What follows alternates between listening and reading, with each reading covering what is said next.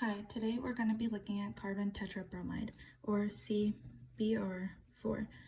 The first thing I'm going to do is demonstrate how to draw its structure, and the first thing you need to do for that is find the number of valence electrons a compound has.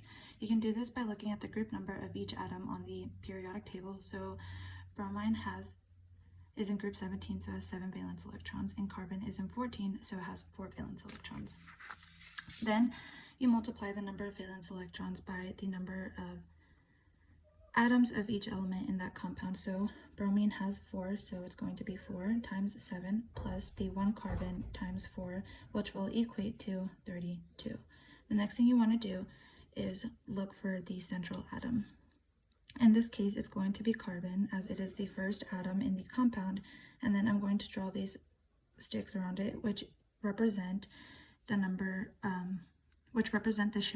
a pair of shared electrons. And then I'm going to draw the rest of the bromines around them. Each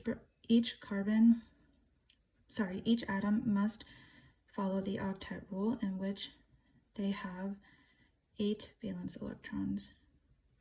For bromine, I'm going to add the lone pairs around it so that it can satisfy that rule. Once that is done, you should count them up, and it should equal to your total amount of valence electrons. So 1, 2, 3, 4, 5, 6, 7, 8 times 4, because there are 8 of these structures around carbon, which will equal 32. The next thing I'm going to do is look at the 3D structure of this compound. So the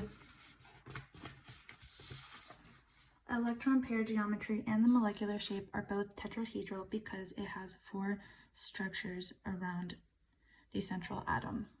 And all 4 of those structures are not lone pairs, so that is why the molecular shape is tetrahedral as well. For tetrahedrals, the ideal bond angles is 109.5. So those bond angles are going to be like this one, this one, this one, and so on. And then I want to talk about the polarity. So because bromine are all repelling each other, to get as far away as possible, it's going to form this shape.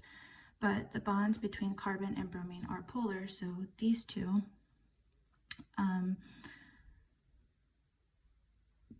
they're going in opposite directions, so there is no charge. Therefore, the polarity is non-polar, and its intermolecular forces are London dispersion forces.